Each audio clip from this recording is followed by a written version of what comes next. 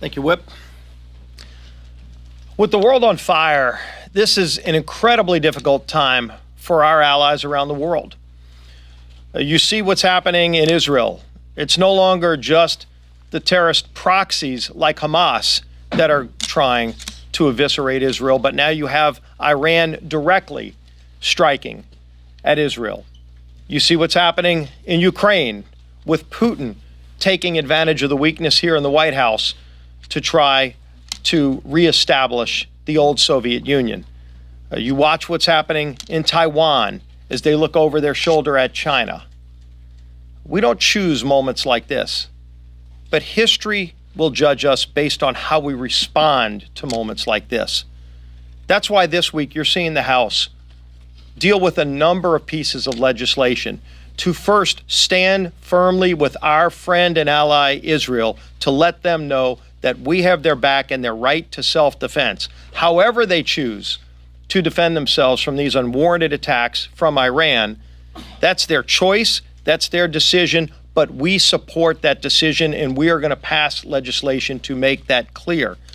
We're also going to be confronting the threat that Iran poses directly. It's no longer their proxies that they're working through. They directly took unprecedented action to launch strikes, drones, other missiles into Israel. Thank goodness for the coalition that joined together over the weekend. Not just Israel, but the United States, the United Kingdom, France, Jordan, standing to make sure that we knocked all of those drones and missiles down so that you didn't have casualties in Israel. But what about the next potential strike?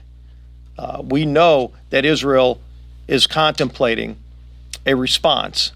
The President of the United States shouldn't be telling our ally that they shouldn't respond.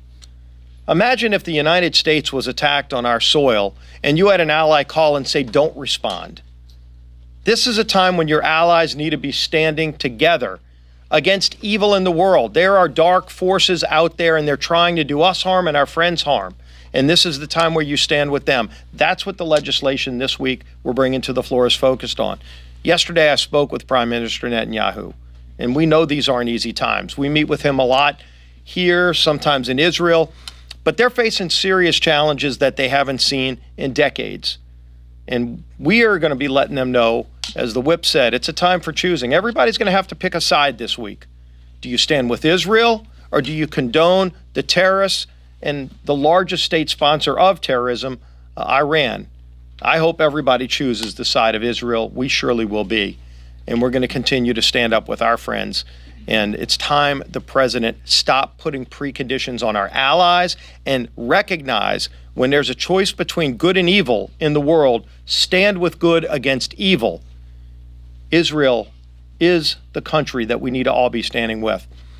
The man who's been leading that charge to stand with our allies, to stand up to the evil, and to push this administration in the right direction is our Speaker, Mike Johnson.